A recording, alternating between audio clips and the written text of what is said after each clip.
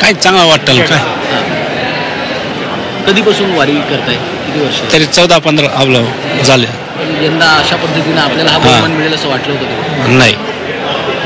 काय सांगाल, मुख्यमंत्र्यांसोबत तुम्हाला सपत्नीक मुख्यमंत्र्यांनी पूजा केली आणि त्यांच्यासोबत तुम्हाला हा बहुमान मिळतो? हो, एकदम भारी वाटलं बापू.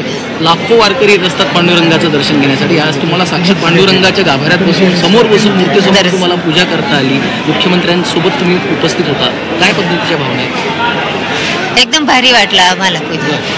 एकदम आनंद. आमच्या मनात पण नव्हतं, स्वप्नात पण नव्हतं बुवा असे देवाचं पांडुरंगाचं दर्शन होईल बुवा, आम्हाला अशी पूजा मिळेल बुवा असं.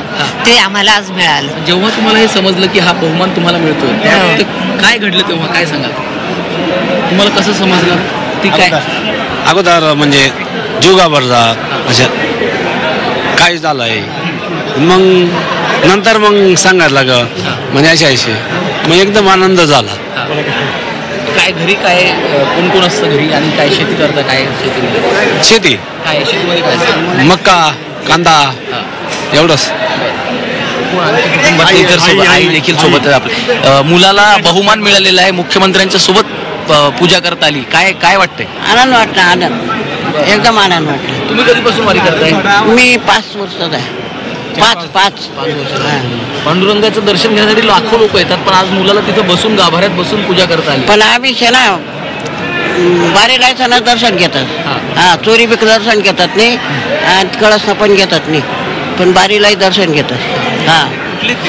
हा पण मुलगा हा पण बारीलाही दर्शन घेतात. हा, फक्त चिरमकले पाय जातात, तेवढा चिरमक शरले.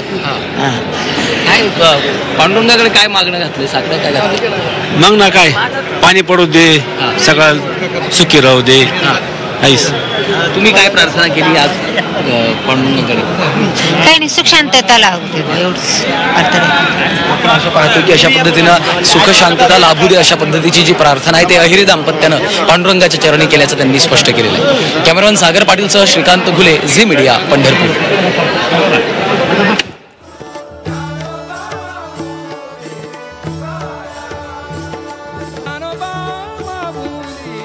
तर यावेळी मुख्यमंत्री एकनाथ शिंदे विठ्ठलाच्या शासकीय महापूजेसाठी इथे हजर होते. पूजा संपन्न झालेली आहे. यावेळी पालकमंत्री चंद्रकांत पाटील, ग्रामविकास मंत्री गिरीश महाजन, आरोग्यमंत्री तानाजी सावंत यांच्यासह अनेक मंत्री, खासदार या महापूजेत उपस्थित होते.